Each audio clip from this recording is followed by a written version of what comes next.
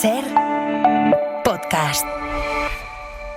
Estás escuchando el Abierto de Hoy por Hoy. Cada día analizamos las noticias más relevantes de la actualidad, las claves políticas, económicas y sociales, con las voces de los protagonistas y los distintos puntos de vista de nuestros tertulianos.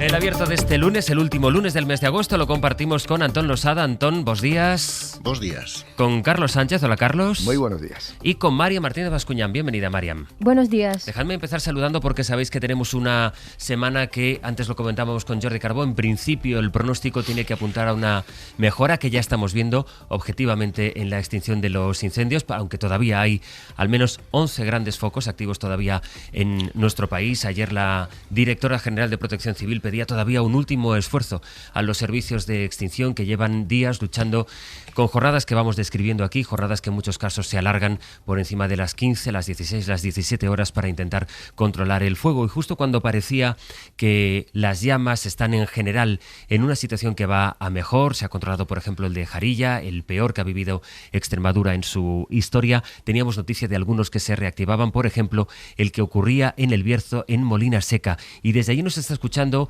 un vecino de Molina Seca que se llama Manolo Otero. Señor Otero, buenos días. ¿Qué tal? Buenos días. ¿Cómo ha ido la noche y cómo están siendo estas primeras horas de la mañana? Bueno, gracias a Dios a la noche quedó un poquito controlado y apagado un poco los focos más grandes. Han seguido llamas toda la noche, pero los medios lo han tenido controlado. Pero bueno, ha sido un día, sobre todo el día desde las 3 de la tarde hasta la noche, muy complicado. ¿La zona había sido ya quemada anteriormente en los últimos días? No, son zonas que se queman ya hace unos 8 años o así, pero este año no se había quemado todavía. ¿Cómo se enteraron? La zona de Molina Seca, ¿eh? Uh-huh. ¿Cómo fue el momento en que ustedes tienen conciencia de que se está quemando las proximidades del pueblo? Pues es muy curioso, se lo cuento a todo el mundo porque de casualidad estábamos aquí porque no solemos estar los domingos y tenemos un burrito zamorano leonés y fue el primero que se enteró porque se puso nervioso, se puso a mirar al horizonte, todavía no se veían llamas ni humo y fue el que ¿qué pasa? Y en esa dirección pues apareció el humo y luego el fuego. ¿El burro fue el que les avisó? Sí, fue el que nos avisó. Y ya empezamos a preparar nuestros propios medios. Estábamos un poco preparados porque en la bodega, bueno, pues por si acaso, siempre tenemos un aljibe, un depósito con agua fuera, pues para regar, remojar y poder abastecer también a los medios de extinción que lo necesitaban. Agua, en abundancia agua para poder que no entraran dentro de nuestras instalaciones. Cuando llegaron los medios de extinción, les pidieron su colaboración, la colaboración de los vecinos. Sí.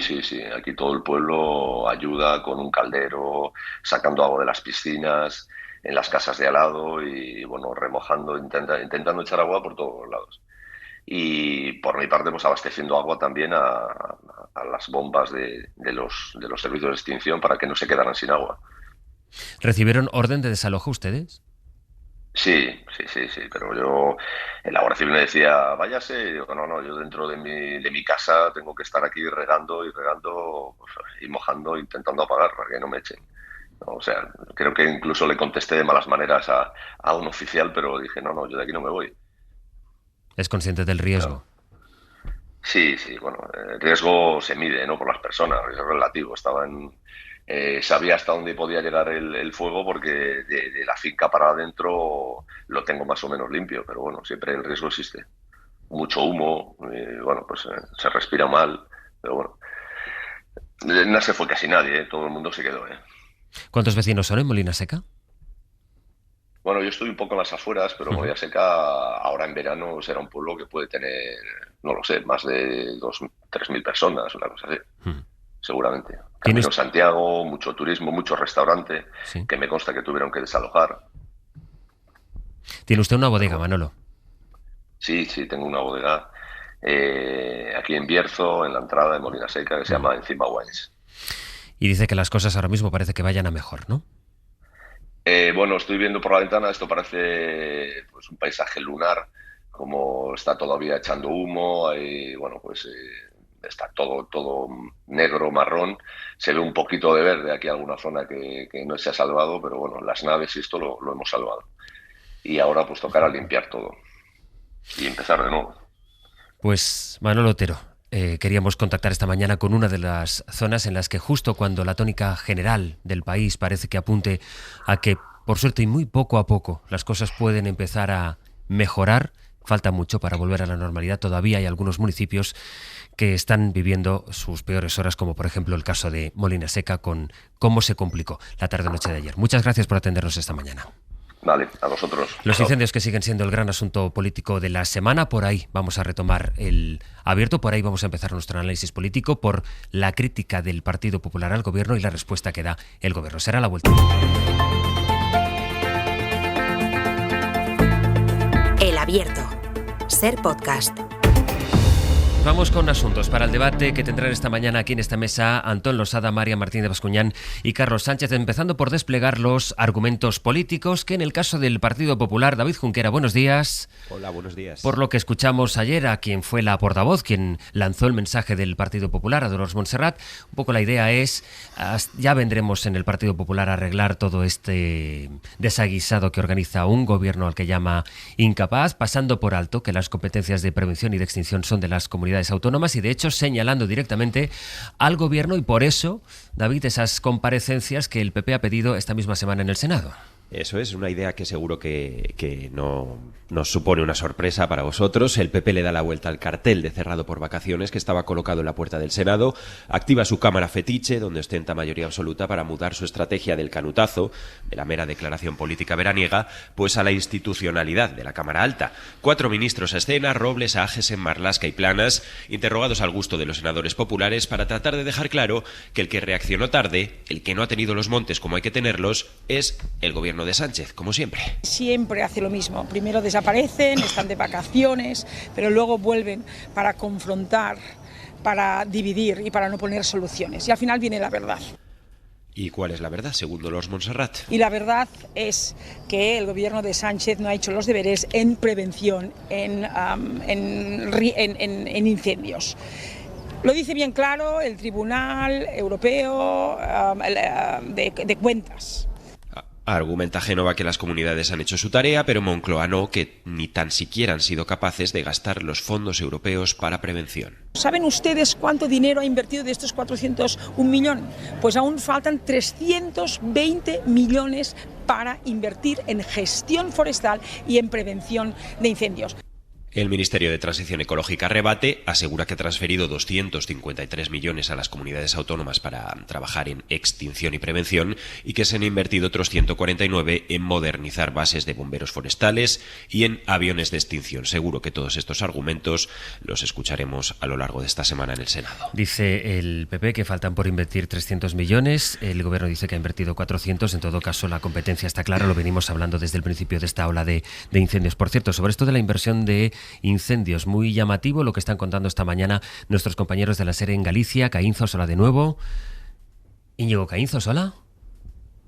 No tenemos comunicación con Galicia, intentamos recuperarla en un momento. Sobre las críticas del Partido Popular al Gobierno, esta respuesta que dio ayer Virginia Barcones, la directora general de Protección Civil, a la que preguntaron en la rueda de prensa después de que el Partido Popular la hubiera llamado, lo hizo Elías Bendodo, pirómana. Estoy ocupada en que los incendios acaben lo antes posible. Toda España ha visto lo que ha pasado y yo solo me he dedicado a hacer mi trabajo. Sé que los equipos empiezan a estar fuertemente agotados, pero que lo siguen dando todo. Así que un poquito más, esto cada vez va mejor, va lento. Es verdad que en otros incendios la evolución es mucho más rápida y en este caso nos enfrentamos a nuevos incendios, a incendios de sexta generación. La respuesta de Barcones, que no quería ayer entrar más en alargar esta polémica. Decía Íñigo Caínzos, ahora sí, bo día. Buenas, Astre, ¿qué tal? Que la Xunta tiene sin adjudicar casi 3 millones de euros para la realización de obras de prevención de incendios, sobre todo en las zonas que han sido, Íñigo, más afectadas este verano. Sí, son 2,5 millones de euros más IVA financiados con fondos europeos, con fondos fondos FEADER dentro del plan estratégico de la PAC para 2027. Con este dinero se tendrían que acometer labores de prevención como la construcción de áreas, cortafuegos, desbroce de pistas o puesta en marcha de devesas. Esta licitación, que es de noviembre del año pasado, afecta a 9 distritos forestales y voy a citar alguno de ellos: O Ribeiro, Berín Viana o Alimia, en la provincia de Ourense. Y seguro que ya lo han adivinado los oyentes, son las zonas más afectadas por la ola devastadora de incendios en la que han ardido unas 90.000 hectáreas. También hay otros distritos en los que no se han acometido estos trabajos. Le hemos preguntado a la Xunta y desde Medio Rural aseguran que el procedimiento sigue su curso, pero la realidad es que el plazo de presentación de ofertas acabó el 5 de diciembre del año pasado. Desde febrero no hubo actualizaciones en el perfil del contratante hasta el mes de julio. Los últimos cambios están fechados el 22 de agosto, ya en plena ola de incendios. Esto ahora, este verano. Pero no es la primera vez que la Xunta llega tarde en materia de prevención y se ve sorprendida por una ola de incendios importantes. Nos vamos a remontar al año 2017. Alberto Núñez Feijóo era presidente de la Xunta. Ese año el contrato para licitar el renting de casi 100 vehículos para prevención y defensa de incendios, que tenía un valor de 3,3 millones de euros y que estaba subvencionado hasta el 75% con fondos europeos, no se licitó hasta el mes de agosto y se contrató en noviembre. Entre medias, ese año en octubre hubo una ola tremenda de incendios en Vigo que arrasó 50.000 hectáreas. Íñigo, gracias. Hasta luego. Por completar un poco todos los elementos políticos, tenemos por tanto al Partido Popular, que señala al Gobierno, a pesar de que la responsabilidad es de las competencias autonómicas, y ocurre lo que ahora, por ejemplo, nos están contando nuestros compañeros en Galicia. Más allá de esto, el otro escenario va a ser donde vuelva la actividad política, mañana mismo en la Moncloa, con la reunión del Consejo de Ministros. Sara Selva, buenos días. ¿Qué tal, Sastre? Buenos días. Por una parte, al Gobierno corresponde aprobar las primeras ayudas, y luego lo que van a hacer desde el Ejecutivo es empezar a trabajar en ese pacto de Estado al que el PP ya ha dicho que no, contra la emergencia climática. Sí, tienen previsto, hay una comisión interministerial el martes, justo antes del Consejo de Ministros, para empezar a dar forma a ese pacto de Estado que propuso el presidente. Y están además las 4 comparecencias que hay en el Senado que solicitó el PP. Lo que ocurre es que los socialistas lamentan que estas comparecencias se hagan cuando aún no se han extinguido los fuegos, sin que haya dado tiempo a hacer un análisis en profundidad de lo que ha sucedido. Lo que dice el PSOE es que el PP, forzando las comparecencias, busca generar ruido, bronca política y no en realidad conocer qué ocurrió en los incendios, qué falló y qué podría mejorar. Si quisieran eso, dicen, llamarían a comparecer a los presidentes autonómicos, que son los que tienen las competencias y, por lo tanto, las respuestas a esas preguntas. En cualquier caso, el Gobierno va a aprovechar para explicar largo y tendido en qué ha consistido su gestión durante estas últimas semanas, los medios que han destinado, cómo los han coordinado. Se retoma esta semana la actividad política con Sánchez ya en la Moncloa y con ese primer Consejo de Ministros después del parón del verano que se celebra este martes. Van a aprobar la declaración de zonas catastróficas y está previsto también que se apruebe, por cierto, el paquete de medidas contra la corrupción que anunció el presidente antes del parón del verano. Por cierto, esta pregunta que hace Junquera, esta pregunta que hace el Partido Socialista y el Partido Popular, ya que tiene mayoría absoluta en el Senado, ¿por qué no llama a los presidentes, que son quienes gestionan la prevención de incendios y que son en estos 3 casos, Extremadura, Castilla y León y Galicia, de su partido, del Partido Popular? Os podéis imaginar la respuesta. Eso iría frontalmente contra la estrategia del PP, que pasa por preservar la imagen de sus presidentes autonómicos y echar todas las culpas sobre las espaldas de los ministros del Gobierno y sobre Pedro Sánchez, una táctica que provoca recelos en algunos de esos territorios, donde recuerdan, como en el pasado esa táctica del todo al rojo, todo a Sánchez, pues no dio todo el resultado que se presuponía que iba a dar.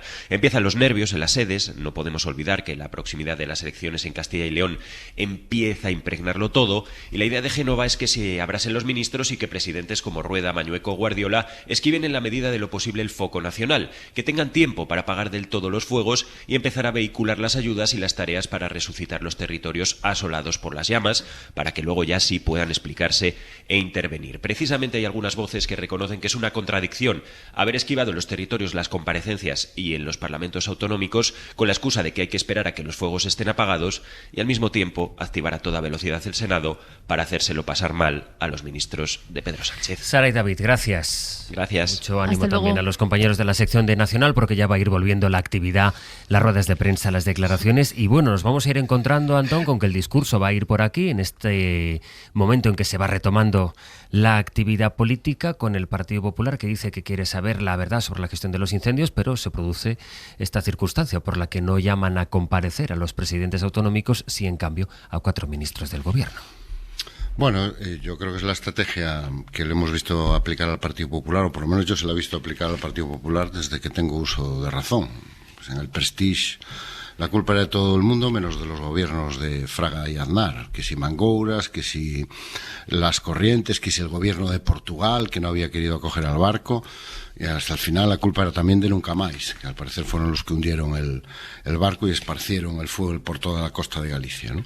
En el año 2017, cuando a Feijóo se le quemaron 50.000 hectáreas en 5 días, en octubre, también había una trama incendiaria. Era un grupo terrorista que se dedicaba a perseguir por razones políticas, o no sabe muy bien por qué razones al bueno de Feijóo, ¿no? Claro, no podía echarle la culpa entonces al gobierno central, porque el gobierno central era el de Mariano Rajoy, ¿no? El caso de la Dana, ahí lo tenemos, es la socialización de la responsabilidad. Es decir, el Partido Popular solo es responsable y solo tiene competencias cuando se trata de dar buenas noticias, ¿no? Ayer Jordi Amat en El País publicaba un artículo excelente, que yo recomiendo encarecidamente su lectura.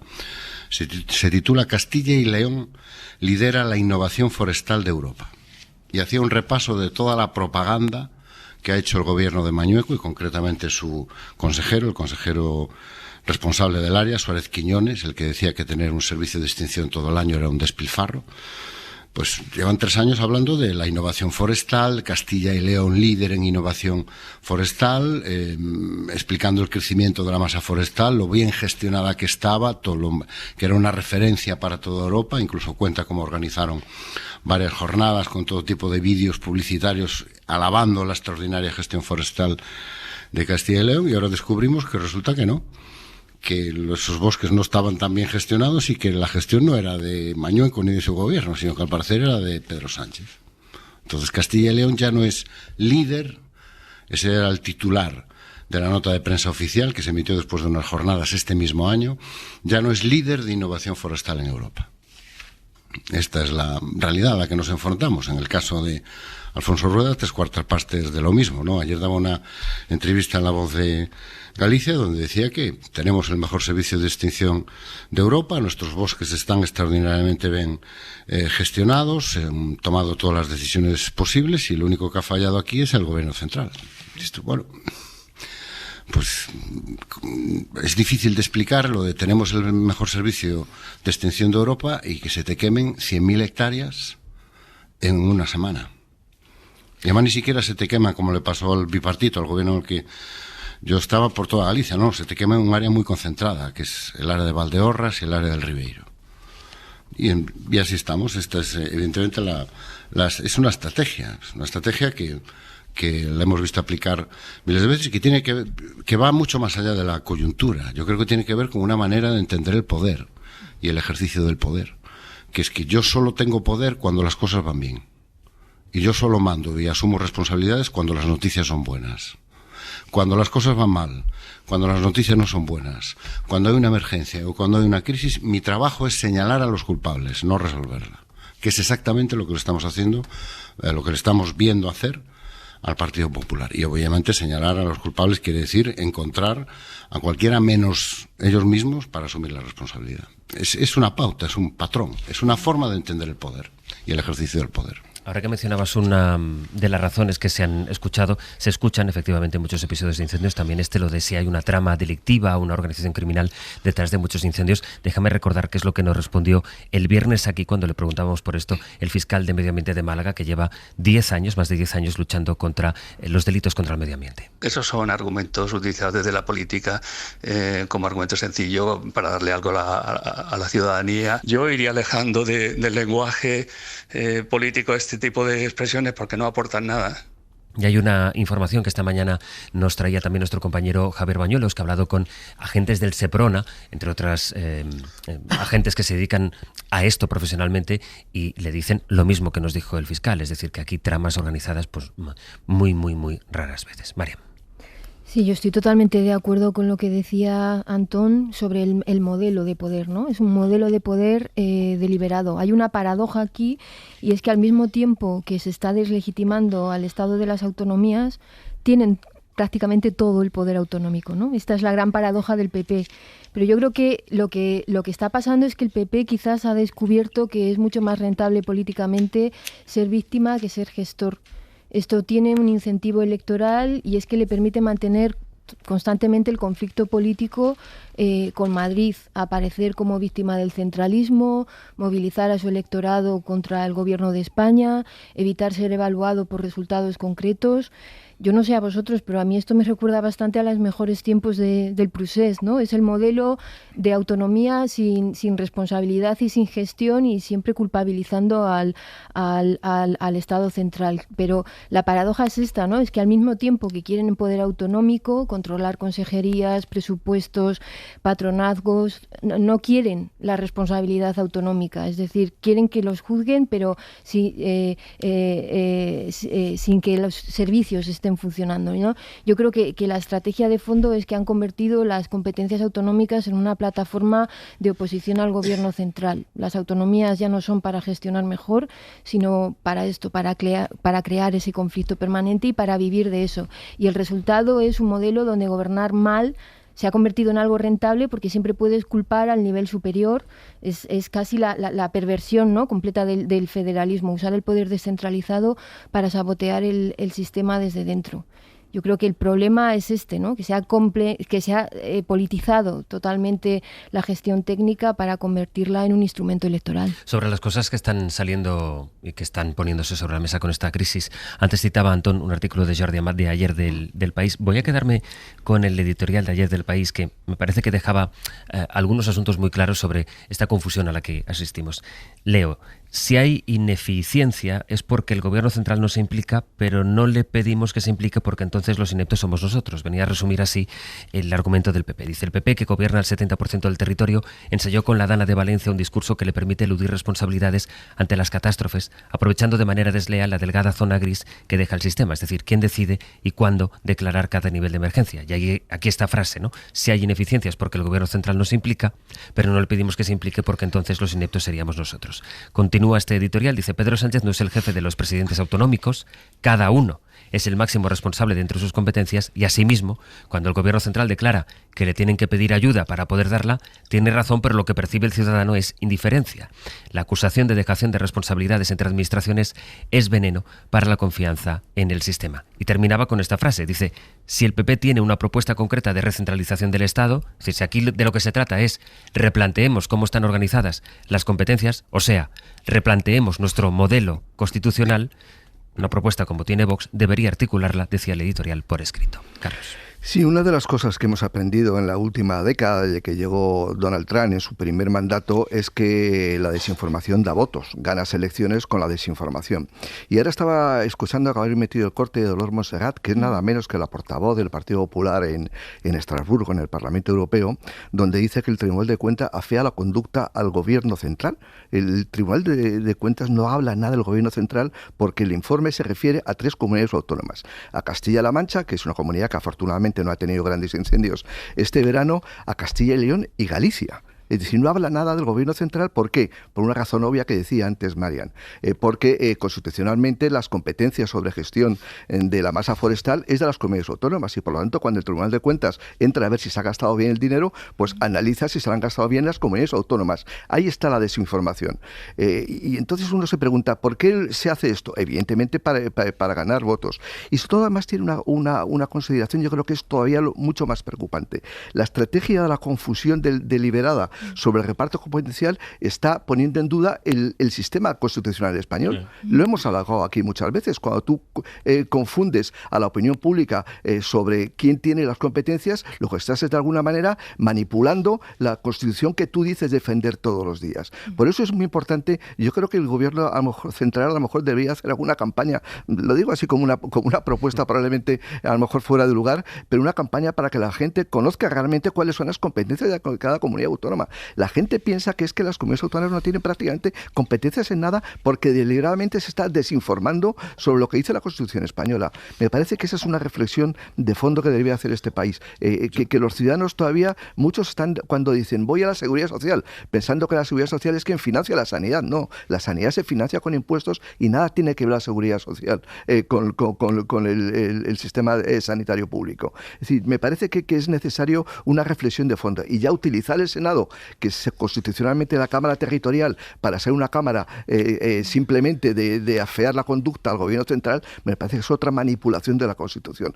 Que creo que hay que exigir más responsabilidad de los partidos políticos. El Tribunal de Cuentas afea la conducta a 2 comunidades autónomas. Hay un caso en el de Galicia. Dice, se había comprometido a aumentar los cortafuegos en 1/3 más de lo que ha hecho. Pues no lo ha hecho. Simplemente, y no tiene nada que ver el Gobierno central con esto. Está bien porque voy contigo, Antón, que sé que quieres intervenir al hilo de esto que está comentando Carlos, pero está bien porque Carlos fue precisamente, y aquí lo citamos, Carlos Sánchez contó en el Confidencial precisamente el contenido de este informe del Tribunal de Cuentas Europeo, que hablaba de cómo algunos medios están obsoletos en algunas comunidades y comparaba los países que más afectados están en Europa, en el sur de Europa por los incendios, que son España, Grecia y Portugal. Luego seguiremos con este punto en el debate. Quiero que sigamos con la tertulia después de las 9, por lo que se desprende de esta acusación. Es decir, si es verdad que lo llevas todo a esto es incompetencia del gobierno cuando algo es una de las competencias de las comunidades, significa entonces, ¿cuál es la confianza en el modelo que nos hemos dado? Si el modelo autonómico es esto, a menos que la opción sea, efectivamente, y que se esté planteando aquí, un cambio del modelo territorial. Pero eso es cambiar el título 8º de la Constitución, es decir, la pared maestra de nuestro sistema.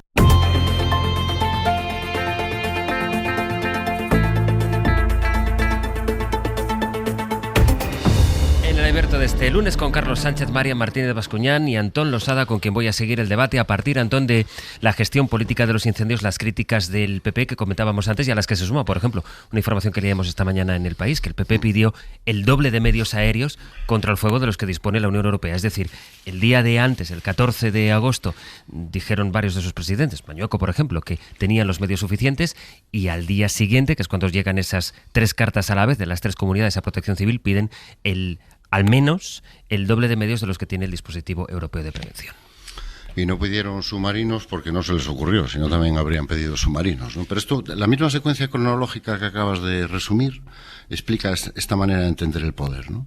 Mientras crees que la situación está controlada, mientras crees que tienes los incendios graves, pero bajo control, hay medios y tú estás al frente del operativo. En el momento que la situación se descontrola, porque ni hay medios ni estás al frente del operativo, automáticamente empieza la carrera para eludir la responsabilidad. Y coges lo que tienes más a mano en este momento, que es el gobierno central, porque no es de tu partido. Si fuera un gobierno del Partido Popular no estaríamos escuchando estos discursos, porque no los oímos durante el Prestige, ni los oímos en la ola de incendios de 2017. Donde Feijóo buscaba culpables, pero no podía señalar al gobierno central. ¿Y a quién señalaba? Pues a la trama incendiaria.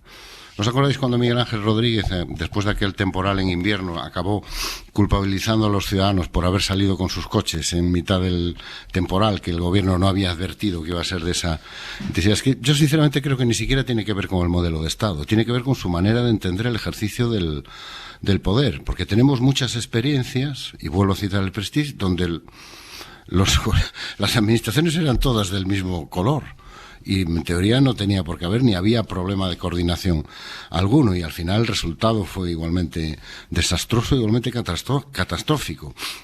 Hablamos a veces de, no, es que nuestro sistema autonómico es confuso. No, no es confuso. Se basa en un supuesto básico, que es que la gente que está en puestos de responsabilidad asume su responsabilidad. No hay ninguna confusión entre el nivel 2 y el nivel 3, está clarísimo. Lo que pasa es que el que tiene la competencia tiene que tener la disposición a asumir su responsabilidad y a reconocer cuándo tiene que pasar a otro nivel o cuándo tiene que ceder el mando. Pero claro, si no estás en esa dinámica, si tu dinámica es yo mando mientras las cosas están bien y cuando las cosas están mal, mi primera preocupación, mi única preocupación es dejar claro que no ha sido culpa mía, entonces cuando se genera la confusión en el sistema. Nuestro sistema no es nada confuso. La cadena de mando está perfectamente establecida. Lo que pasa es que hay que querer ejercerla. Es que ese es el problema al que nos hemos encontrado en esta ola de incendios y que nos encontramos en la Dana en su momento. Y volviendo, y no quiero ser pesado, pero el tema me toca, con el Prestige, que es que ninguno de los que estaba en la cadena de mando quiso asumir su responsabilidad. Y que entienden que gobernar es trasladar la responsabilidad hacia el siguiente escalón y que el siguiente escalón se apañe. Y si el siguiente escalón no lo resuelve, pues es culpa del siguiente escalón, no es mía. Y lo estamos viendo sistemáticamente. siempre que se produce una situación de emergencia. Eso súmale que tenemos un malo ideal, que es Pedro Sánchez, y ya tenemos la ecuación perfecta. Si Dolors Montserrat te lo acaba de decir ahora mismo en sus declaraciones, para mí lo más llamativo de sus declaraciones es que en plena ola de incendios su primera preocupación, su solución, ¿cuál es? Convocar elecciones. Elecciones. Que ya vendrán ellos y levantarán a España, como decía Cristóbal Montoro, antes de que supiéramos de que se estaba levantando España él. No es que levantara España, se la estaba levantando él. Pues es exactamente el mismo discurso, y es lo que vamos a ver esta semana. ¿Qué vamos a ver esta semana en el Senado? ¿Incendios? No. ¿Sexta generación? No. ¿Prevención? No. ¿Fondos europeos? No. Elecciones, elecciones, elecciones, váyase, váyase, váyase. Ya llegaremos nosotros y ya lo arreglaremos. Es que esa es por un lado, efectivamente, una estrategia de coyuntura, pero insisto, es que tiene que ver mucho con una manera que tiene la derecha española de entender el ejercicio del poder. Da igual en qué administración estén. Que es que yo soy líder de innovación forestal hasta que empiezan los incendios. Cuando empiezan los incendios, la culpa es de otro. Yo pasaba por aquí. Y efectivamente, lo decía antes María, ¿no? El ejercicio de victimización, el convertirte tú en una víctima, colocarte tú el primero en la larga lista de víctimas, ¿no? Se lo vimos hacer a Amazon en la Dana.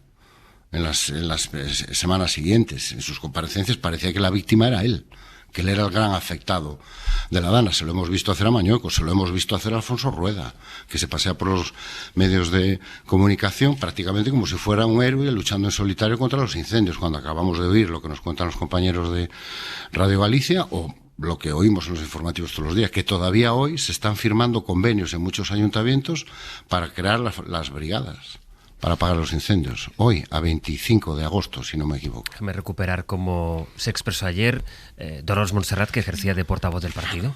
Sánchez se le terminan las vacaciones, pero también el manual de resistencia. Y por tanto, lo que tiene que hacer un gobierno que ha sido incapaz e incompetente es dar paso a las urnas, convocar elecciones. Ya vendremos otros a solucionar los problemas reales de todos y cada uno de los españoles. María. Claro, es que a mí esto me parece muy preocupante porque estoy de acuerdo con todo lo que decía Antón. El problema son las consecuencias, ¿no? ¿Cuáles son las consecuencias de este discurso? Pues es la deslegitimación. La deslegitimación, por un lado, como decía Carlos, del modelo territorial autonómico, pero también de las instituciones. Y con esto se fomenta algo de lo que hemos hablado durante todo el verano, que es la antipolítica, ¿no? Cuando Montserrat está diciendo todo esto, no solamente está criticando al gobierno de Pedro Sánchez, sino que está participando en la destrucción de la confianza ciudadana en el modelo territorial español. Y esta es la paradoja que señalaba antes. El PP quiere tener, por un lado, poder autonómico, pero no asumir responsabilidades autonómicas. Entonces, al final, críticas como la de Dolors Montserrat erosionan la legitimidad del propio sistema donde gobierna. Y a mí me parece muy curioso porque está destruyendo el sistema donde su partido tiene más poder. El PP gobierna en 12 de las 17 comunidades autónomas, son ellos los que tienen las competencias en incendios, emergencias, sanidad, pero cada vez que hay una crisis, en lugar de decir nosotros gestionamos esto, dicen la culpa es del gobierno central, que nos mande más recursos, más ejército, más de todo, ¿no? Al final, entonces, lo que están transmitiendo a los ciudadanos es que cuando las cosas se ponen feas, las autonomías no sirven y, por tanto, que se haga cargo Madrid. Entonces, ¿para qué queremos las autonomías? Le está dando todo el argumentario, lo decía también Antón, a Vox. Está diciendo que las autonomías no sirven para nada, le está dando todos los argumentos, ¿no? Y luego, otra cosa que me preocupa, que es que cuando Dolors Montserrat está diciendo que no está diciendo que llegaron tarde los bomberos, está diciendo que la directora de Protección Civil no sabe de lo que habla. Y esto es muy peligroso.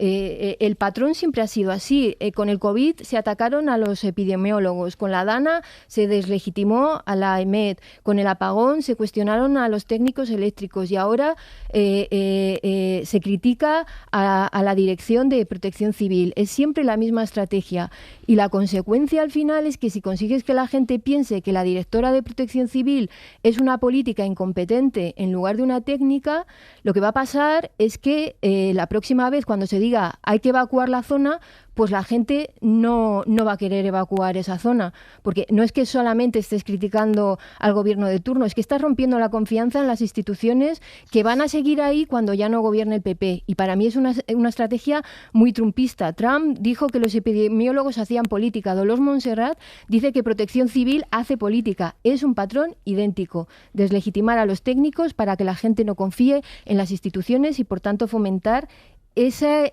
antipolítica y esa sensación de abandono institucional. Pirómana fue el calificativo que decidió utilizar Bendodo cuando estaban todavía activos la gran mayoría de los juegos. Sí, es que además... Sí. Voy con Carlos y luego contigo, Anton. Sí, perdón. Decía que... Y es que además poner el acento en la extinción y lo que ha hecho el gobierno central en estas labores de apagar los fuegos en esta crisis, lo que se está haciendo tiene un costo de oportunidad tremendo en términos de país, porque en vez de fijarnos en la extinción, en vez de fijarnos en la prevención, en qué medios, qué ha fallado para que no vuelva a ocurrir, estamos creando las bases para que dentro de pocos años, o incluso el año que viene, si viene una temporada muy seca y las mismas condiciones objetivas que ha ocurrido en el año 2025, pues vuelve a haber incendios pavorosos. Es decir, el debate no está en la extinción, evidentemente ahora lo prioritario es la extinción, pero el debate está qué es lo que ha fallado. Y yo siempre, cuando hay ese tipo de crisis, siempre recuerdo una célebre frase de Ortega y Gasset, que dijo en el año 31, al principio de la República, después de la Gran Depresión del año 29, decía...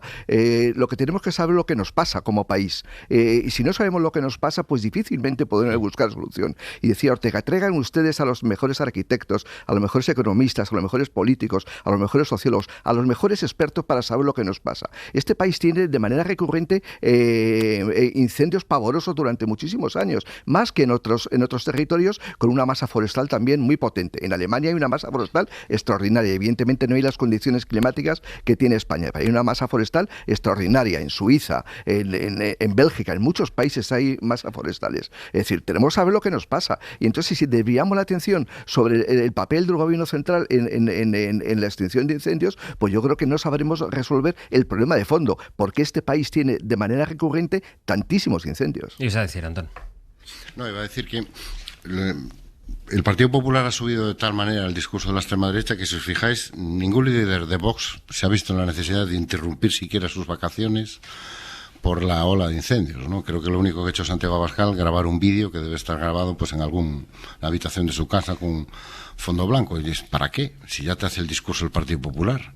Es que cuanto menos aparezcas, casi mejor. Cuanto menos asocie tu imagen con los incendios, mejor. Si lo del pacto contra la emergencia climática es pura ideología y polarización. Estás comprando el discurso de que es la ideología la que quema los montes. Son los ecologistas, la Agenda 2030. Si las autonomías no son capaces de resolver esto y el gobierno central no existe o no sabe o no estás comprando el discurso de que el problema es la democracia. Porque ese es el discurso que estás comprando. El problema es la democracia, el problema es la política. Y la solución es fuera la democracia y fuera la política. La solución es el ejército. Fuera políticos, fuera la política, fuera los partidos, fuera las instituciones democráticas. Vamos a un sistema donde haya un mando único, claro, y ese mando único es el que dice lo que hay que hacer, los demás lo hacemos y chimpún. Disculpa, Antón, lo que está haciendo Donald Trump en Estados Unidos, en California, en Washington y Nueva York, mandando el ejército porque considera que es que los políticos no son capaces de resolver los problemas de delincuencia que tienen esas ciudades que precisamente son las que no votan a Trump. Con la diferencia de que allí Trump es el que hace el discurso. Aquí Vox ni siquiera lo tiene que hacer, ya se lo hace el Partido Popular. Ya se lo está comprando el Partido Popular.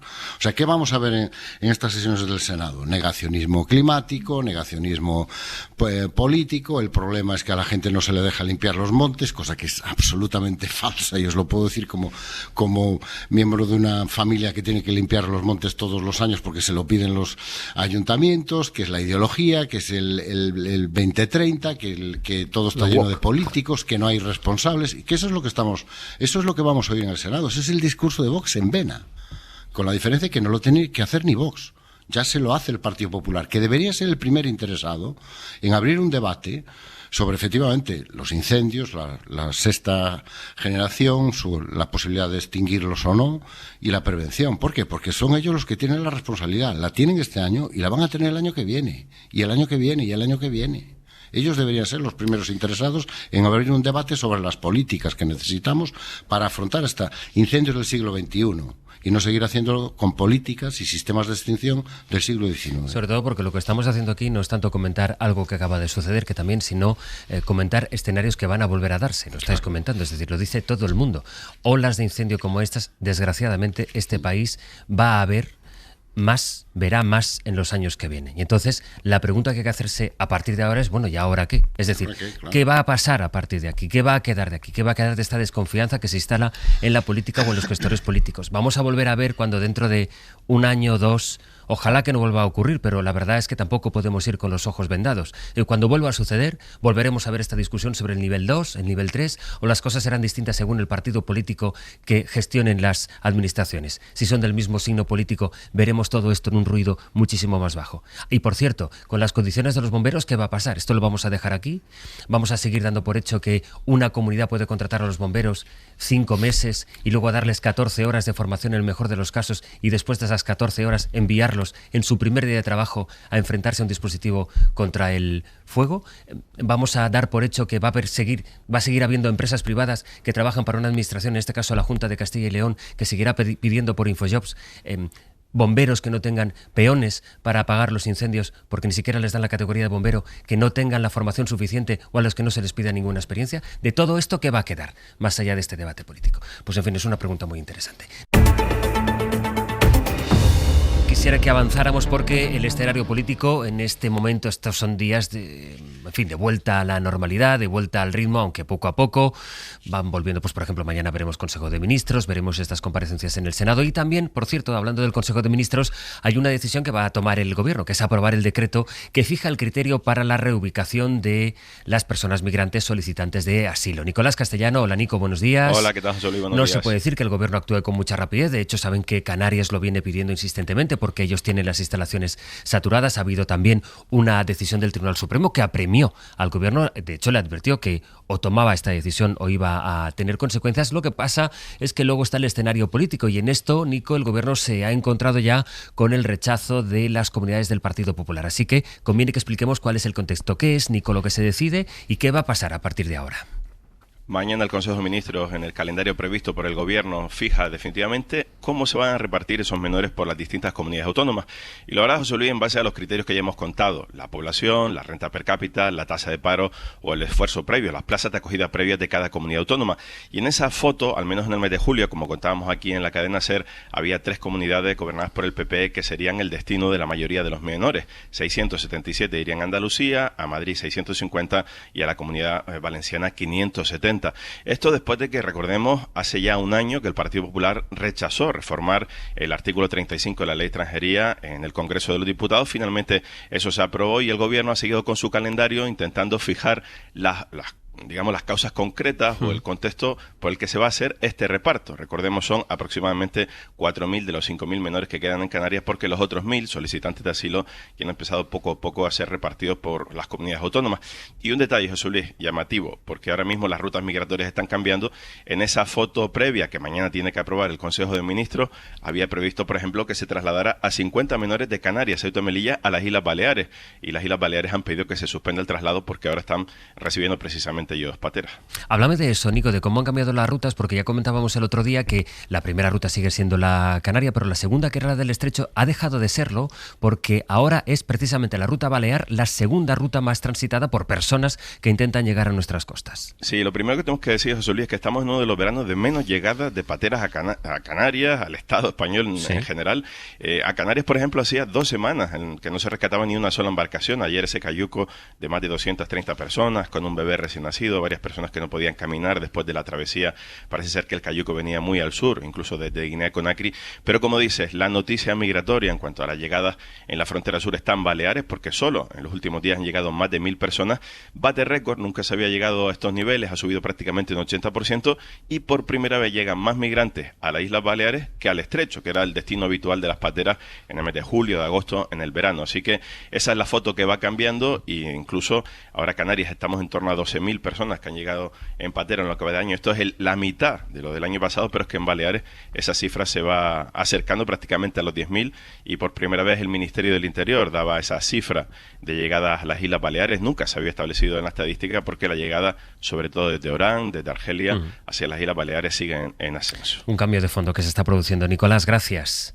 Hasta luego. Con esa doble imagen, ahora lo describía Nico, 248 personas, 248 personas, varios niños entre ellos, 2 bebés también, que iban a bordo de ese cayuco que se acercaba a Canarias. Y por otra parte, desde el viernes, Salvamento Marítimo y la Guardia Civil están buscando a 12 personas que venían en otra embarcación que intentaba llegar, en este caso a Baleares, a la isla de Cabrera, y a unos 60 kilómetros para llegar a la costa se lanzaron al agua. Se sigue buscando a esas 12 personas. Ayer en la cuenta oficial de Twitter, de X, del Partido Popular, recuperaban esta noticia, esta búsqueda de 12 personas, y entonces lo enlazaban con un vídeo de unas declaraciones que hizo su vicesecretaria Alma Ezcurra. Son unas declaraciones de julio en las que mezcla pues la situación en Canarias, alude también a Torre Pacheco, pero que el propio Partido Popular recuperaba ayer. Yo no sé si queda alguien en este país que considere que es progresista una política que abandona a sus ciudadanos, sobre todo a los que más lo necesitan.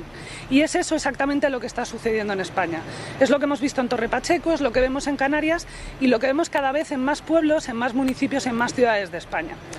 Porque cuando uno renuncia a defender sus fronteras, le quita los recursos a los ayuntamientos, invade las competencias de las comunidades autónomas y le niega la autoridad a las fuerzas y cuerpos de seguridad del Estado, no es víctima de nada, pero mucho menos es adalid de la defensa de los derechos de nadie. Eso es lo que está pasando con el Gobierno de España, es el eslabón principal de una cadena de profunda desprotección y muerte. Una cadena que empieza con cientos de personas que cada día se echan al mar, manipulados por mafias, sí, pero atraídos por una política irresponsable que les lleva a perder la vida en las aguas de nuestro mar, y que termina en millones de españoles que ya no se sienten seguros ni en sus calles y en sus casas, porque el gobierno al que pagan con sus impuestos ha decidido renunciar a garantizar su seguridad. Avanzará el año y seguramente vayan apareciendo en el debate político asuntos que tienen un vuelo muchísimo más corto, pero resulta que están apareciendo. Esta mañana nos hemos encontrado con 2 grandes asuntos para los que este país necesita soluciones de fondo, que es por una parte la extinción de los incendios y por otra este asunto, el de la inmigración. Y es verdad, Marian, que el gobierno, pues por ejemplo aquí, ha necesitado que el Supremo le tenga que poner las pilas ante la situación realmente desesperada que denunció el gobierno de Canarias. Pero también en esto va a ser inviable, imposible pensar en cualquier acercamiento. Sí, yo es que creo que es verdad que están muy conectados estos dos temas. La crisis de los menores migrantes también es el espejo perfecto, como hemos visto con los incendios, de todo lo que funciona mal en nuestro país, la incapacidad para planificar, la resistencia a la solidaridad territorial y sobre todo la normalización de que los más vulnerables paguen el precio de nuestras disfunciones estructurales. Esto es otro síntoma más también de las deficiencias, de las carencias del modelo territorial o sobre todo de la insolidaridad territorial. Yo creo que la concentración del 44% de menores migrantes en Canarias no es casualidad, es el mismo patrón de abandono territorial que vemos con los incendios. Las comunidades fronteras cargan con problemas nacionales mientras las demás miran hacia otro lado. Es una suerte de extractivismo humanitario, ¿no? Canarias se convierte en el depósito de un problema que debería ser de toda España. Y es la misma lógica perversa que hemos visto con los incendios. Primero abandonamos la gestión, con falta de recursos, con infrafinanciación. Luego, cuando explota la crisis, llegamos con los operativos de emergencias, con los titulares. Es la perversión democrática en acción. Los territorios más afectados tienen poco peso político, mientras que las comunidades que deberían acoger más menores tienen más votos y más capacidad de resistencia, y el resultado es que los que más necesitan solidaridad son los que menos poder tienen para exigirla. Carlos. Y además es que ese planteamiento de la inmigración yo creo que es enormemente cínico. Hay algunos estudios que dicen que la economía española, el 83% del crecimiento económico de España, que está creciendo cerca del 3%, tiene que ver con el aumento de la población. Y la mayoría de la población que está creciendo son inmigrantes. Por lo tanto, es decir, es injusto. Más allá del análisis político, es injusto culpar a los inmigrantes y luego nos estamos aprovechando económicamente para que comunidades autónomas como Murcia, como la Comunidad Valenciana, como Andalucía, Andalucía, como Madrid, como todas las regiones de España, se están beneficiando de la inmigración. Pero además es que hay el mensaje subliminal de vincular inmigración con delincuencia es tan injusto que hasta el propio Donald Trump hace pocas semanas o hace pocos días ponía de manifiesto que en España era un país seguro, mucho más que Estados Unidos. Es decir, una vez más estamos ante la estrategia de la desinformación, volviendo a lo que hablábamos y eso tiene un coste en términos políticos y en términos de ciudadanos tremendo, porque ciudadanos mal informados son ciudadanos muy proclives a asumir discursos populistas, discursos autoritarios, discursos que no tienen nada que ver con la democracia. E insistir en esa vinculación, ese mensaje subliminal, como hay delincuencia, tiene que ver con los inmigrantes, es verdaderamente injusto y sobre todo cínico, porque esas mismas comunidades autónomas, que muchas de ellas se están beneficiando precisamente de los trabajos que están haciendo los inmigrantes, porque en España no hay suficiente población. Antón.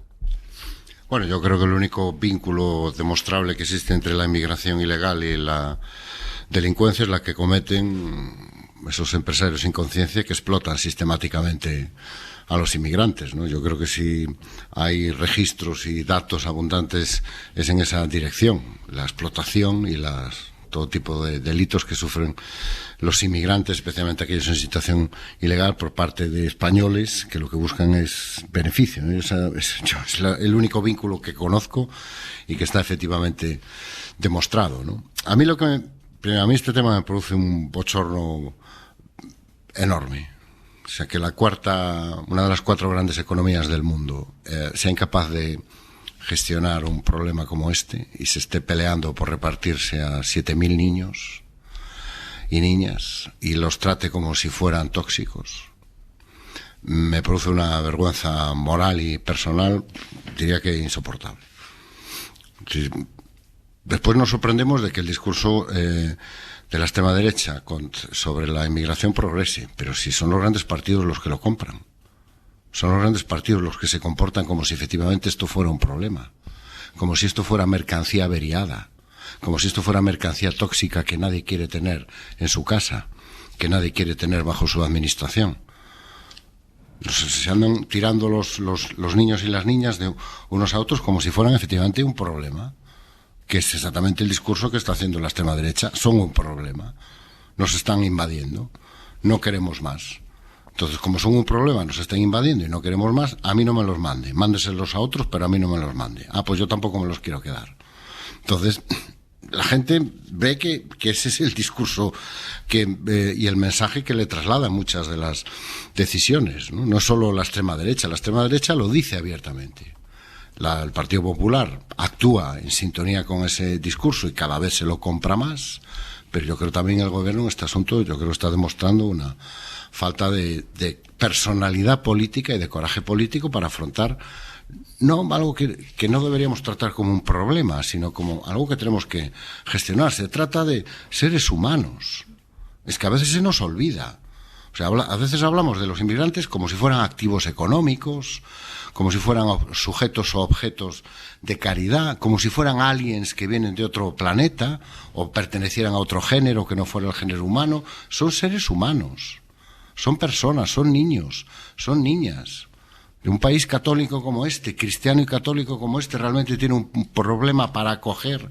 El que tenga que venir la Iglesia Católica a recordarle a tanto político católico cristiano que se harta de ir a las procesiones ahora en las fiestas de verano, lo que dice la Iglesia Católica que hay que hacer con el inmigrante y con el necesitado, que tenga que venir la conferencia episcopal a decir con claridad lo que muchos representantes políticos no se atreven a decir, yo creo que refleja hasta qué punto el discurso de la extrema derecha se ha convertido en el marco de referencia, a veces consciente, a veces inconsciente, de nuestro debate público sobre la inmigración. Así es como están las cosas aquí en España, al hilo de las 2 grandes cuestiones que van a ser las 2 grandes cuestiones que marquen nuestro escenario político en esta semana que empieza. Por una parte los incendios y por otra el debate sobre la inmigración. Y en el exterior, pues hay un gran asunto que sigue siendo el que acapara todos los titulares, que es la situación en Gaza. en la franja y en particular en la ciudad de Gaza, que es donde el gobierno de Netanyahu planea esta segunda fase del genocidio.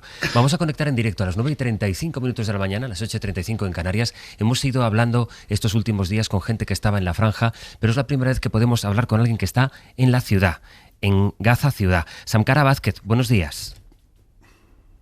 Buenos días, ¿cómo estás? ¿Cuál es la situación ahora mismo allí en la ciudad donde tú estás? Bueno, la situación esta semana ha sido bien chocante e inestable. Estamos escuchando bombardeo tras bombardeo todos los días. Por ejemplo, hoy como a las 6:46 de la mañana me levanté porque habían 3 bombardeos en la comunidad de Sabra, que queda un par de metros de donde estamos.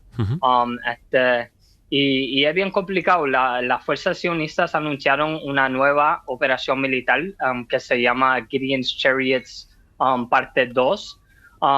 Entonces ellos están ahora mismo en 4 de los 13 barrios en la ciudad de Gaza y tienen planificado llamar hasta 130,000 reservistas sionistas para completar esta fase de esta operación militar, que sería tomando la ciudad de Gaza y echando los gazatíes del norte hacia el centro y sur.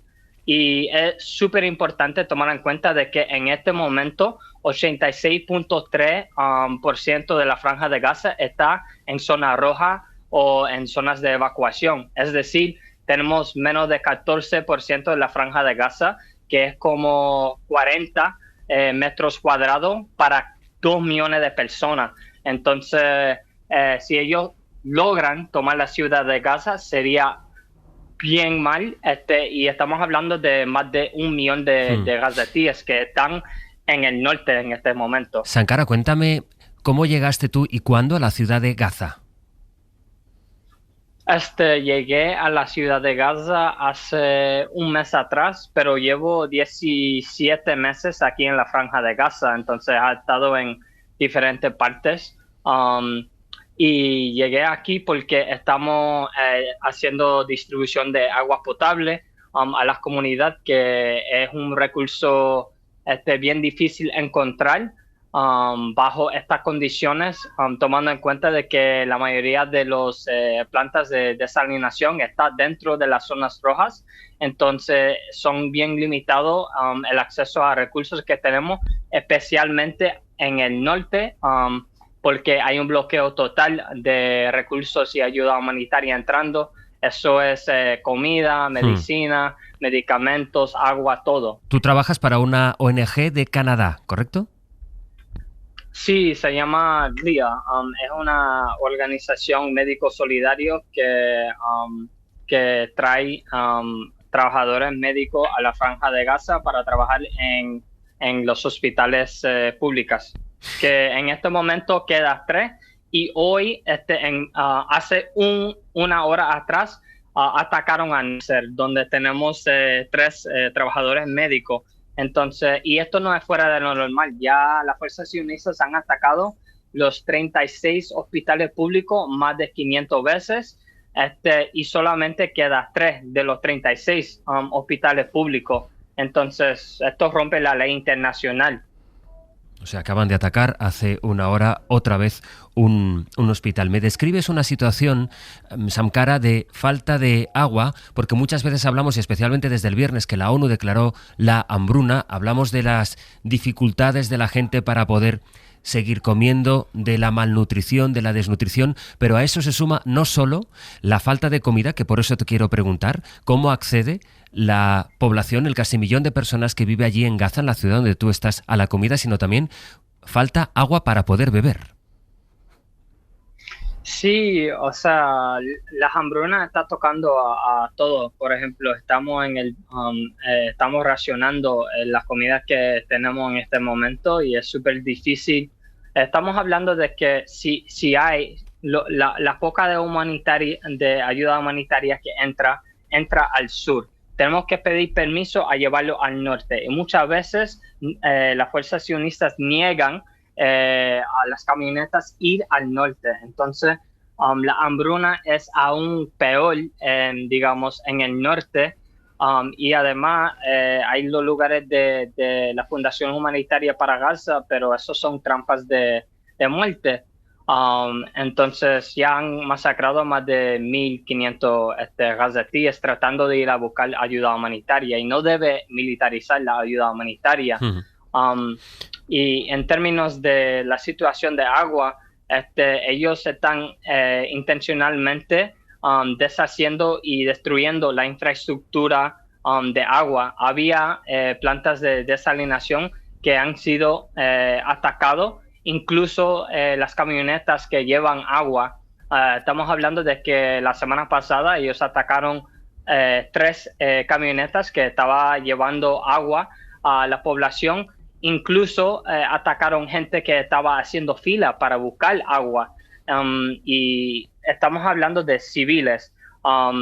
Entonces, esto tenemos que seguir amplificando lo que está sucediendo, y esta semana salió una investigación donde las fuerzas sionistas admitieron de que 83% de los masacres aquí en la Franja de Gaza han sido civiles. Entonces, esto es intencional. Ellos tienen conocimiento de que están haciendo. Por eso estamos diciendo que este es un genocidio bien intencional por parte de las fuerzas sionistas, y atacan acceso a la infraestructura pública a su favor.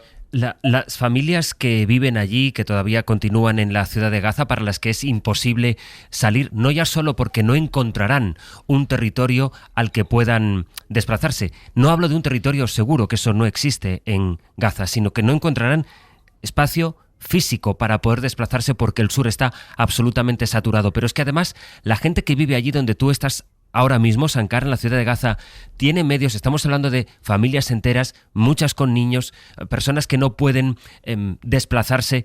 ¿Tienen medios para salir de la ciudad?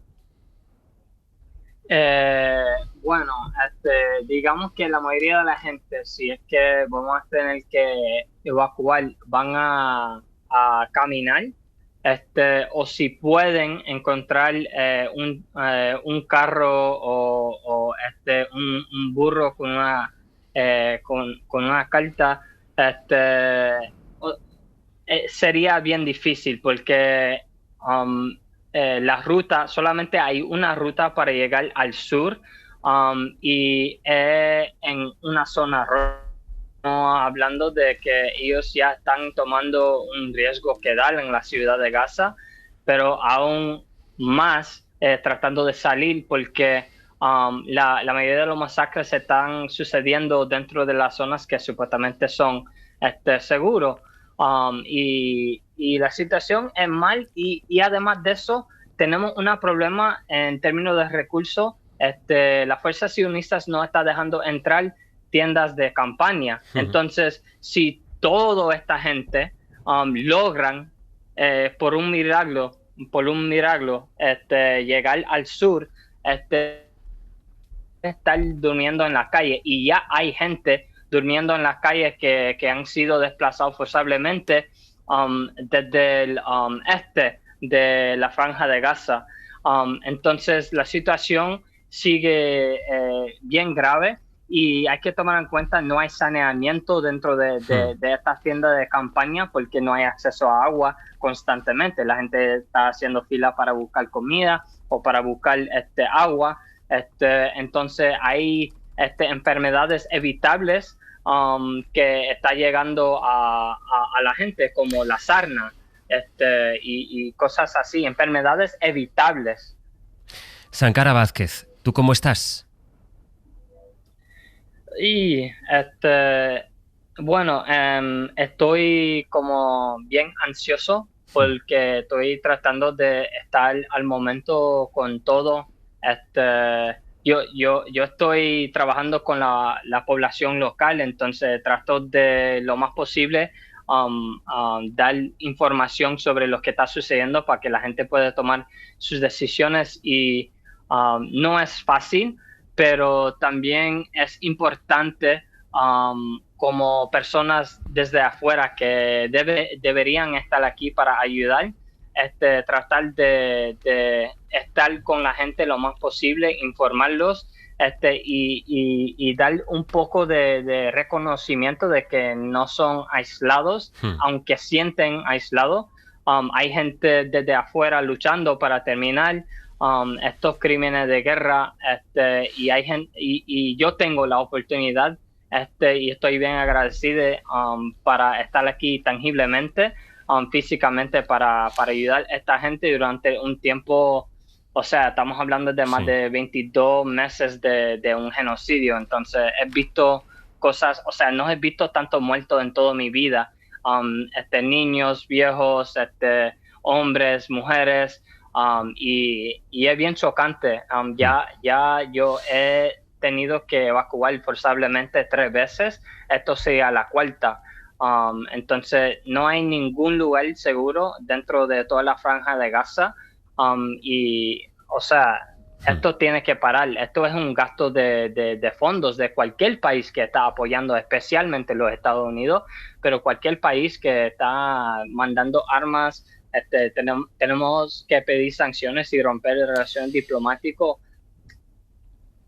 Pues Sam Kara, te mando un abrazo desde Madrid. Muchas gracias. Gracias. Hasta luego. El testimonio desde la ciudad de Gaza, ya digo que hemos ido recabando testimonios de la franja, pero es la primera vez que teníamos ocasión de hablar con alguien que está en la ciudad, cuyos vecinos están a la espera de que en cualquier momento pues entre el ejército de Israel. Hoy un lector del País, Alberto Banguel, recupera en una de las cartas que envía a su director el correo que ha enviado desde Gaza Hussam Maruf, que es poeta y periodista, y que dice: mi mujer ha sido diagnosticada con cáncer y ha comenzado a recibir su primera dosis, pero me enfrento a un gran problema. Cada vez que tengo que llevarla al hospital tenemos que caminar medio kilómetro desde nuestra zona hasta llegar a un lugar donde podamos encontrar transporte. Sufrimos mucho hasta que encontramos un coche que nos lleve al hospital. Durante este agotador trayecto, Lamis, su mujer, sufre desmayos. Tiene líquido alrededor del corazón, lo que le provoca fatiga, dificultad para respirar y desmayos. Las condiciones aquí no son adecuadas para que reciba tratamiento y el médico nos dijo que la quimioterapia requiere una nutrición adecuada para que el cuerpo la soporte, lo que ahora no es posible. ¿Qué debo hacer?, escribe Hussam Maruf, y este lector dice: la pregunta sigue sin respuesta. Así es como estamos, un 25 de agosto de 2025. Fernando Bayo, buenos días. ¿Qué tal, Sastre? Hablemos también de la situación política, después de que este fin de semana se haya comentado mucho de la dimisión de buena parte del gobierno de Países Bajos. Y bueno, lo último, ya que estamos hablando de la parte diplomática, es la decisión del gobierno francés de llamar a consultas al embajador, que dijo, el embajador de Estados Unidos, que cuestionó que en Francia se luche contra el antisemitismo. Sí, hablamos de uno de los principales enviados diplomáticos de Donald Trump a Europa. El embajador ante Francia, Charles Kushner, quien a la par es el padre de Jared Kushner, el yerno del presidente estadounidense. Su carta a Emmanuel Macron, reprochándole el gesto de reconocer el Estado palestino por parte de Francia, que según el diplomático francés fomenta la violencia y pone en peligro a los judíos, ha molestado y mucho en París, donde Jean-Noël Barrot, el ministro de Exteriores, ha convocado hoy al embajador Kushner a su despacho por esos comentarios que califica como inaceptables. Todo esto al tiempo que la campaña bélica israelí en Gaza empieza a generar más reacciones diplomáticas en Europa. Además de Francia, también el Reino Unido tiene intención de reconocer al Estado palestino el próximo mes de septiembre si Netanyahu no cesa en sus masacres. Alemania suspendía hace 2 semanas la exportación a Israel de armas que puedan ser utilizadas en la Franja de Gaza, y en los Países Bajos el gobierno interino en funciones ha visto este fin de semana cómo le dimitían en bloque 5 ministros por la falta de contundencia con Netanyahu. Encabezados por el responsable de Exteriores, Caspar Beldam, quien presentaba su dimisión el viernes y al que siguieron los titulares de Interior, Sanidad y Educación, además de varios secretarios de Estado. Y es que una parte del gabinete interino holandés, encabezada por el NSC, el partido de centro-derecha, defendía las sanciones al gobierno de Netanyahu y la petición de un alto el fuego inmediato en la Franja de Gaza, mientras que el otro bloque, el resto de los ministros, rechazaban cualquier medida que pudiera pudiera poner en peligro las relaciones con Israel y con su principal aliado, los Estados Unidos. La crisis de este gobierno en funciones en los Países Bajos se enmarca en una precampaña electoral de cara a los comicios anticipados del próximo 29 de octubre, unas elecciones forzadas tras la ruptura de la coalición de gobierno que, recordemos, es la primera que fue encabezada en los Países Bajos por la ultraderecha. No me queda mucho tiempo, pero sí quisiera comentar, Carlos, que parece que esta ofensiva Netanyahu la va a continuar, más allá de que pueda producirse alguna reacción muy puntual como esta de los Países Bajos. Veremos qué pasa hoy con esa llamada al embajador de Estados Unidos en Francia, pero vamos, poquita cosa. Sí, desgraciadamente no me creo mucho la reacción de los países de la Unión Europea. Ojalá fueran más contundentes, y habrá crisis puntuales en algunos gobiernos, o habrá declaraciones, pero al final yo creo que estamos en una situación límite. El que un país se atreva a destruir todas las infraestructuras de agua, el que provoque hambruna en un determinado territorio, son crímenes de guerra, y ante ese crimen de guerra solo se puede responder de manera contundente. Es decir, que hay una crisis en el gobierno holandés me parece muy bien, en el gobierno de Países Bajos me parece muy bien, porque demuestra algo de valentía, pero de luego es todo totalmente insuficiente. Antón. No hay palabras ya para este asunto. Bueno, son reacciones que podrían tener algún sentido el año pasado, pero que ahora ya van muy por detrás de los acontecimientos a lo que estamos asistiendo. Estamos asistiendo a una operación de ocupación y limpieza étnica de un territorio que un país más poderoso se va a anexionar. No estamos viendo nada que no hayamos visto a lo largo de la historia. Lo que pasa es que ahora lo estamos viendo en directo: el ejército a punto de entrar, el territorio limpiado, la ciudadanía expulsada, y ocupar y anexionarse Gaza, que yo creo que fue el objetivo desde el minuto 1 de Netanyahu, ya por el siguiente. Ayer mismo atacó Yemen y seguirá en esta operación militar y en esta guerra, porque la guerra es lo que le permite mantenerse en el poder. Cisjordania está a tiro de piedra ya para Netanyahu. Si la guerra se detiene, Netanyahu tiene que convocar elecciones. Y si tiene que convocar elecciones, no hay garantía ninguna de que las vaya a ganar. A mí lo que me sorprende es la desconexión creciente entre la opinión pública y las élites políticas sobre esto. O sea, claramente hay una fractura social entre el discurso oficial o oficialista de las élites políticas y luego lo que la ciudadanía está percibiendo y está sintiendo, ¿no? Yo creo que Gaza sí se está convirtiendo en una fractura que divide a Europa entre sus élites políticas y la ciudadanía, entre una ciudadanía que está pensando en los derechos humanos y unas élites políticas que no sé qué están priorizando, si la geopolítica o desde luego no están haciendo un cálculo acertado. Pero bueno, yo creo que una lectura positiva de los Países Bajos es que este señor, el ministro de Exteriores, no es un activista pro-palestino, es que ha sido embajador en Israel, por tanto conoce muy bien esa realidad y yo creo que el hecho de que conozca muy bien la realidad desde dentro y que haya dimitido, pues dice algo positivo al final, ¿no? Y una de las claves que estás apuntando es no solo la desconexión entre dirigentes políticos y ciudadanía, también lo que pueda ocurrir entre la dirigencia política y los ciudadanos de Israel, con algunas protestas como la que vimos anoche en Tel Aviv. Con manifestaciones crecientes que le piden a Netanyahu que acabe con el genocidio. Ayer unas 300.000 personas en esta ciudad de Israel. Well, it's one for the money, two for the show, three to get ready. Now go, cat, go, but don't you step on my blue suede shoe. Well, you can do anything but stay over my blue suede shoe. Con Iñaki Pascualán y Ana Usle, buenos días. Hola, buenas. ¿Qué tal? A partir de las 10 de la mañana, ¿de qué cosas vamos a hablar? Pues mira, como es lunes, tenemos que empezar la semana con buen pie. Ya la temporada que viene, la semana que viene, ya también hay que empezarla con buen pie. Todo el rato hay que empezarlo con buen pie. Así que le damos importancia al calzado, tendencias. Vamos a ir hoy con zapatos. Muy bien. ¿Cómo nos calzamos? Le damos importancia a nuestros zapatos. La comodidad reina por encima de la estética. ¿Dónde los compramos? ¿Qué tenemos que saber para que nuestros pies y con ellos también nuestro cuerpo nos duren mucho? De ello nos va a ayudar el podólogo Víctor Alfaro. Vamos a saber cómo nos calzamos con él y cómo nos tenemos que calzar con el Steve Jobs de los pies, que nos va a iluminar. Y también... Caramba, tú, el Steve Jobs de los pies. Ese título tiene, y no lo he dicho yo, No lo he dicho yo. O sea, vale. Si buscas el Steve Jobs de los pies, aparece Víctor. Luego, si quieres, le preguntas por qué le llaman el Steve Jobs de los pies. Hoy nos vamos a poner a hablar de pies. 900, 100, 800. ¿Cómo calzamos? Si han cambiado, si prefieren la deportiva, el zapato alto, el zapato bajo, si se ponen alzas, como aquel presidente que no recordaré. 900, 100, 800. Hoy tendencia, van descalzos. Yo creo que descalza va a ir la siguiente invitada. Pues yo creo que sí. Conociéndola, no es que además está en casa, en los dos sentidos. Pues entonces seguro. Porque es lunes y está en el Hoy por Hoy, ya está muy a gusto con nosotros, y porque además va a estar en Badajoz, y con ella hablaremos con Carolina Yuste desde su casa, o zapatilla de casa también bien. También bien. Pero descalzo es un placer de verano. Hay que preguntarle a ver si va descalza. Carolina Yuste a partir de las 10:30. Porque vamos a empezar a despedir colaboradores del verano ya, que esta es la última semana del verano. Sí. Bueno.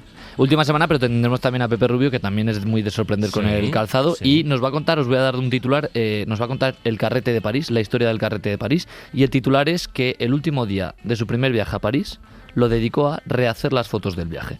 Con eso ya... ¿Qué será que no me sorprende? Que nos cuente Pepe. No. Al único al que le podría pasar, a Pepe.